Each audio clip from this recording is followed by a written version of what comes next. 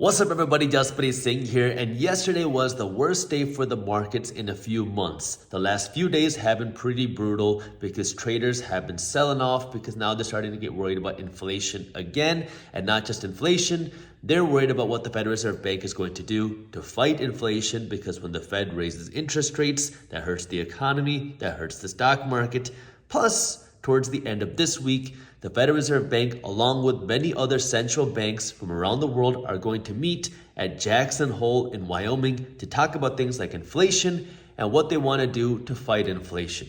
Now, of course, Wall Street has their own opinions about inflation and what's coming in the markets. Just yesterday, when the markets were down, Bloomberg put out a piece by JP Morgan where they were talking about what they think is coming ahead with inflation and the Federal Reserve Bank, and what they said was very interesting. Let me actually just read you the first sentence from this article. It says, the Federal Reserve is likely to deliver the last of its big rate hikes in September next month, setting up stocks to continue rallying in the second half, according to JP Morgan Chase and strategists, aka JP Morgan Chase Bank says that you can expect one more rate hike, big rate hike in September. After that, it's all blue skies ahead and the markets can continue rallying because the inflation fight will be done in September of 2022. Let me read you a direct quote from now JP Morgan Chase Bank, which is right after what I just said in the article. It says, quote, "We expect another outsized Fed hike in September, but post that, we would look for the Fed not to surprise the markets on the hawkish side again." That is what they said, meaning that you can expect one more big rate hike in September. After the September big rate hike, the Federal Reserve Bank is no longer going to be hawkish. Hawkish means wanting to hike interest rates. After that, they are no longer going to be doing any aggressive interest rate hikes because they won't have to worry about inflation anymore, or they won't care about inflation anymore. So JP Morgan Chase Bank, along with probably many other banks in Wall Street, think that the inflation fight is essentially over. And after the September rate hike, that there are not going to be any more big rate hikes by the Federal Reserve Bank. Now, this is what brings us to what's coming this Thursday, Friday, where you're going to have central bankers from around the world meeting at Jackson Hole, Wyoming, to discuss inflation and markets. Now, this is a pretty famous event. We've covered this in Market Briefs, which is my free financial newsletter. I know I've talked about this many times. If you haven't joined Market Briefs yet, I highly recommend you do that if you are an investor and you want to stay up to date on what's happening, because not only do we break down what's happening in the financial markets, but it's a easy to read newsletter, it's fun to read, and we break down the things that you need to know so you don't have to waste hours reading Yahoo Finance, CNBC, Bloomberg, Forbes, Wall Street Journal, and everything else. So if you want to join Market Briefs, it's completely free. I'll put the link to how you can do it down in the description below. But this is where this week you have central bankers from around the world meeting at Jackson Hole to discuss things like the economy and inflation. And this isn't the first time that this event is happening. This has been happening for decades. Actually, if you want a little bit of history on the event, it used to take place in other places, but then it came to Jackson Hole, Wyoming in the early 1980s. The history is that they wanted to attract Paul Volcker, who was the then chairman of the Federal Reserve Bank. If you remember back in the early 1980s, he was the Federal Reserve chairman that jacked up interest rates to almost 20% to fight inflation, because in the late 1970s, early 1980s, we faced extremely high inflation. We keep hearing that the inflation that we're seeing today hasn't been as high as the early 1980s. Essentially, that the last time we saw inflation this high was the early 1980s. Well, back then, the chairman, Federal Reserve Chairman Paul Volcker, had to jack up interest rates to almost 20% to fight inflation, to prevent a dollar crisis. It hurt the economy, but that was how we protected and saved the dollar. And in order to get Paul Volcker to come to this event at Jackson Hole, they did it at Jackson Hole because he really liked fly fishing. So they did it there to get him to come, and then he came. And ever since then, it's been a tradition to invite central bankers from around the world to Jackson Hole to talk about money for the first half of the day. And the second half, they can go and explore and hike and do fishing and stuff. So that's the history of the event. And This year, though, the main theme is inflation and what central bankers want to do to fight inflation. It sounds like a very kind of creepy event where you have all these bankers from around the world coming to meet at this random place in Wyoming to talk about inflation where no one else goes.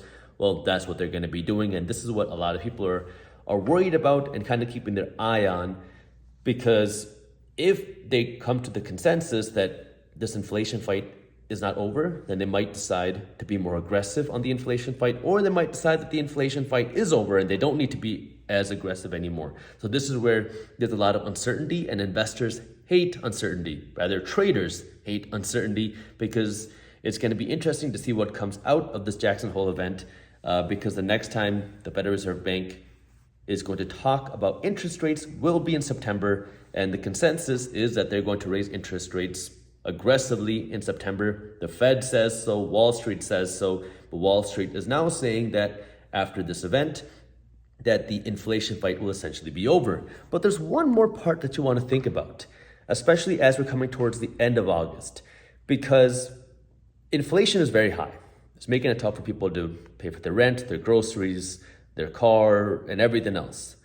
But one thing that people haven't had to worry about paying is their student loans, because there's been this student loan moratorium going on that is still going on, that if you have federal student loans, essentially you don't have to pay it. It's been on pause since the pandemic happened, and this moratorium will expire, the forbearance is going to expire at the end of this month. It's expiring August 31st.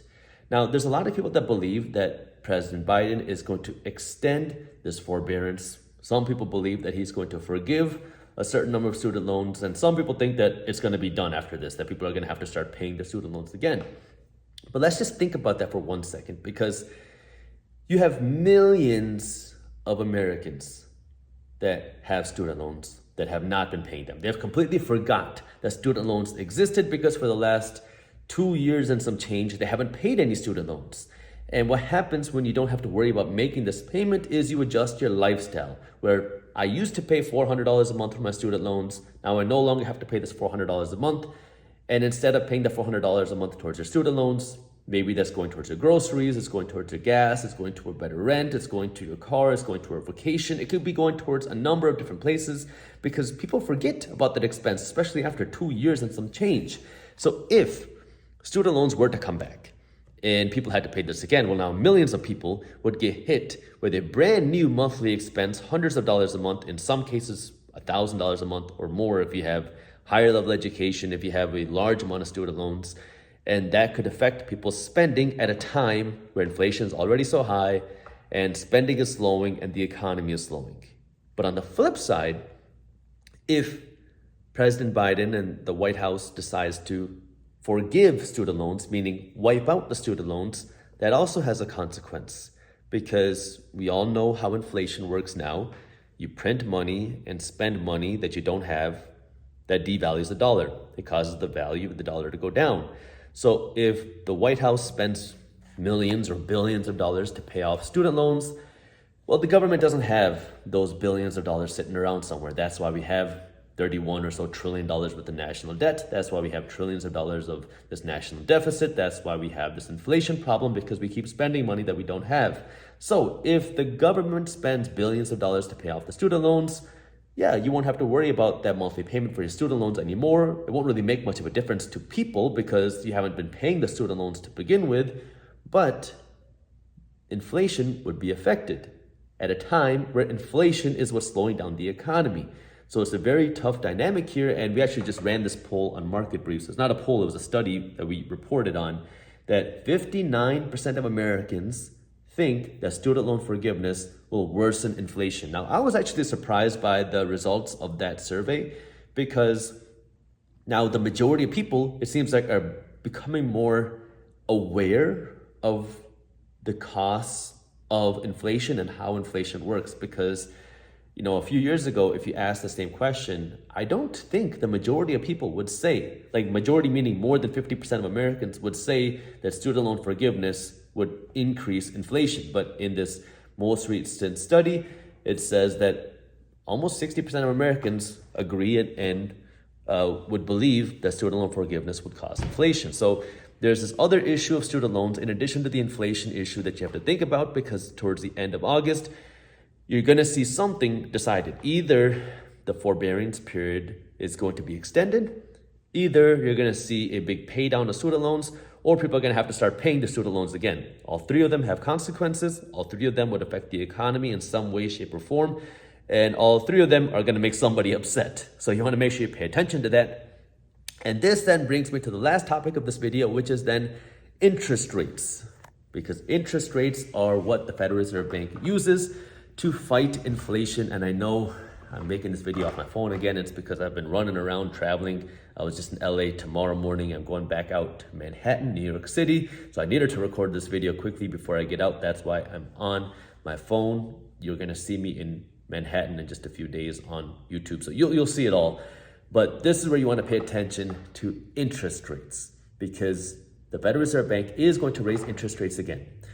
And Wall Street, led by JP Morgan Chase Bank, which is the largest bank on Wall Street, says that that's going to be the last major hike. That after September, it's going to be all blue skies, that you're not going to have to worry about interest rates or inflation after that, because that will be enough to cool inflation down. Now, let me just remind you that as of now, inflation is above 8% and interest rates are around 2 to 2.5%. Remember, interest rates are different than mortgage rates. Mortgage rates are the rates that you pay to go out and get a mortgage to buy a home. Interest rates set by the Federal Reserve Bank are the interest rates that banks pay when they lend money to each other overnight. So it's essentially what banks have to pay wholesale prices to borrow money at.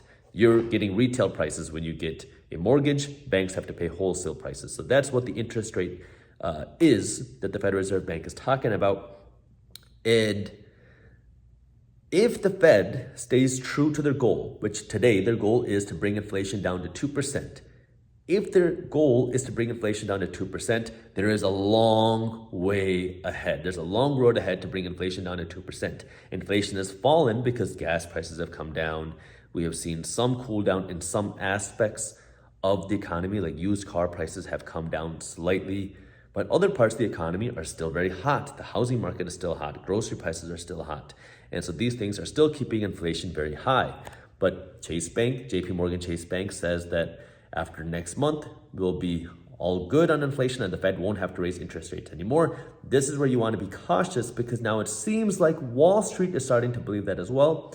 But if things flip, where September comes, inflation is still high, and the Fed still says that they want to bring inflation down, then you can bet that they will continue raising interest rates aggressively. And if they continue to raise interest rates aggressively, when Wall Street says that this is it, then that could flip the market expectations and cause things to go down more, because when you raise interest rates, it cools down the economy, cools down the stock market, cools down the real estate market. So those are the things that you want to be paying attention to, because you want to ignore the emotion, ignore the headlines, and pay attention to what's actually happening. And this is what we cover in Market Briefs every day. It's completely free. So if you haven't joined yet, make sure you do it. If you enjoyed this video and you want to see why we might be entering a once-in-a-lifetime opportunity to build wealth and what you can do to capitalize on it, I already made a video covering it, and you can watch it by clicking that button right over there. Thank you for watching, and as always, keep hustling.